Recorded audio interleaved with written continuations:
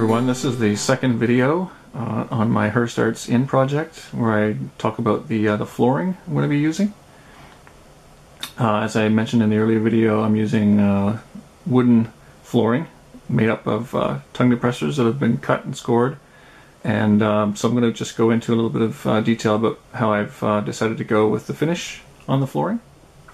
So in the process of cutting up the pieces that I need for the whole project, I've got a few extra scrap pieces that I went ahead and scored anyway, thinking that I might use them for some other project or to even add to the inn project. But it turns out that they're handy for me just to sort of test the color scheme I want to go with. I've never used actual wood as part of a terrain feature before, or terrain piece before. So this is what they look like when they're unpainted. And I went through a couple of steps here trying to determine what would work best for me. I started off by watering down some brown paint into a wash, essentially, and to try and stain the wood to make it look like stained flooring. And this is the results, which I'm not really happy with. It kind of looks drab and gray and not very appealing.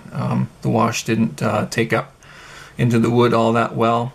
And what's more, because of the wetness, I got a lot of warping of the thin pieces of wood.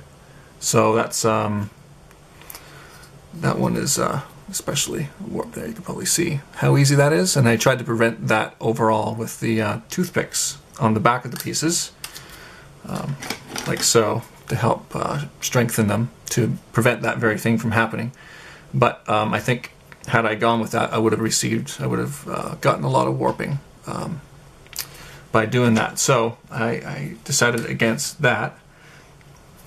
Then I dry brushed on really light coats of dark brown, a raw sienna, and a unbleached titanium, just really quickly. And that gave me a nice fatigued look to the wood. But because of the lightness of the coat, the grooves I scored in for the 1-inch markers went unpainted. So I didn't really think too far ahead with that one. So these test pieces again were scrapped just because I didn't want to have light colored gaps in between the flooring. Before I go any further, I should just mention the paint I'm using. It's Artist Loft acrylic. It's a raw umber and Liquitex Basics raw sienna, and again Artist Loft's unbleached titanium, and these are all available at Michael's for $5 a tube, and they're 4 ounces or 120 milliliter tubes. And all the painting I've done so far, I've used the brown the most, and maybe I'm 2/3 of the way through the tube. So for that amount of paint, it lasts quite a long time, and it's just considered introductory paint, so it's not high price paint or anything like that. It's acrylic, and it washes off pretty easily. I use the backside of a plate, for example, to use as my palette, and a quick rinse, and it washes up really easily. So I then went back and painted a test piece with a liberal coating. Well, a wet coating. I shouldn't say liberal, but enough to get paint in the grooves of the scored section. And then going with the grain of the wood, I put on a fairly light coating of the dark brown and along the sides and ends, just so light color wouldn't show up in the gaps between the pieces. And that's what I've gone ahead and done now for most of the pieces that I've got painted now, because that's going to be my base coat. I'm just going through the process now of deciding whether or not that's going to be the final coat, or if I'm going to be using something else in addition to it. So on another test piece, after I applied the dark brown, I went ahead and put a coating of the raw sienna on it, and this one's not all that even. The paint's thicker in the center than it is on the ends. Just a matter of getting it evenly distributed over the piece, and you'll get your fingers full of paint. But that's just part of the process of getting things evenly painted over it. And so that looks okay. I then took a piece with just the raw umber base coat and dry brushed on the unbleached titanium by itself, and that gives a fairly weathered look. I think the contrast is a little too stark, too much maybe, considering that I want to paint the furniture, the wooden furniture pieces, in a contrasting color. I don't want them to look exactly like the flooring, because it'd look less interesting that way. So whatever I wind up doing with the floor, I'm going to do something else with the furniture, just so it doesn't match too closely. Then I took a piece and with the dark brown base coat and the raw sienna dry brushing, I then applied another dry brushing of the unbleached titanium. And again, not all that even. I need a little practice on getting my fingers out of the way so I get an even coat on it. And so what I think I'm going to wind up doing is maybe applying a couple different techniques to different rooms.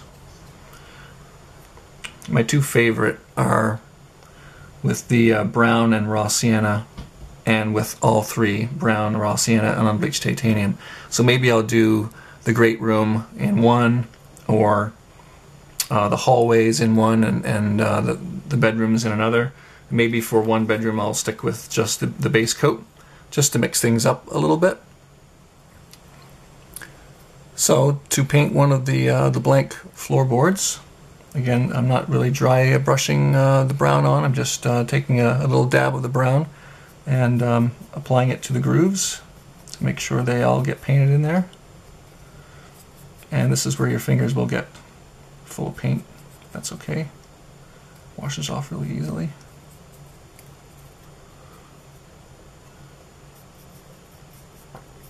So once you have the paint in the grooves, I just start applying a coat.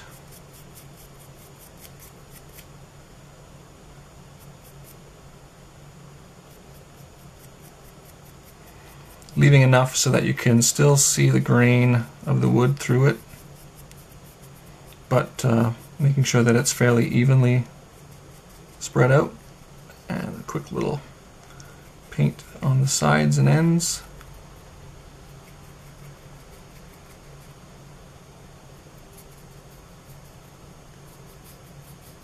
Doesn't matter if that's perfect or not.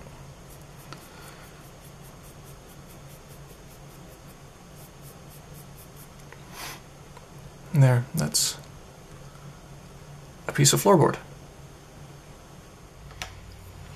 So for each of the 4x6 rooms, considering the fact that they'll be surrounded by a ½ inch of wall, I need 3 pieces of flooring that are 5 inches long each. And that will basically make the 4x6 room. And so I've got each one here now base coated in a dark brown, trying my best to be as consistent as I can to make the flooring look uniform across the entire room. And I've got some burnt sienna. I'm going to use that as the top coat for this particular room. When I'm dry brushing, I like to use a flat brush, just because it allows me to go with the grain of the wood a little bit better, and just because if I want to forcibly spread the paint around using the narrow side of the brush, I find it's easier to move the paint around, and then with the flat side of the brush I can spread it out, as opposed to a round brush, which you wouldn't have that option. So I just get a little paint on here, and I want to try to be even and uniform in covering the piece.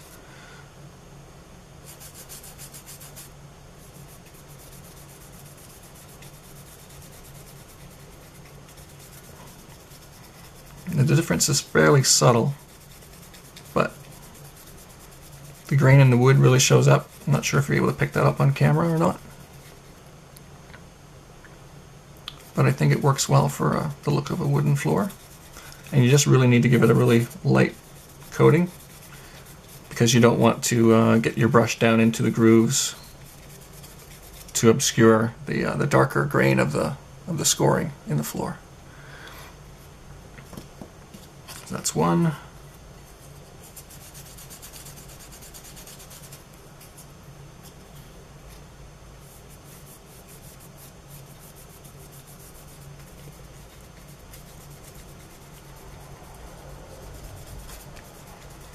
and at the same time trying to match the one that I've previously done, so that the room looks like continuous flooring that's been there the same amount of time or doesn't have any kind of mismatched look to it. And then the last piece.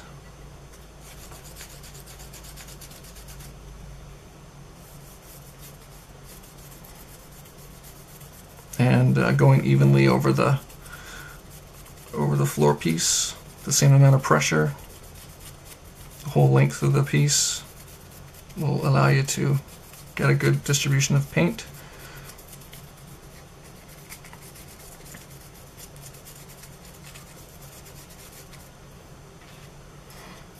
So, and it's essentially dry as soon as you're finished. So that's going to be the flooring for one of the rooms.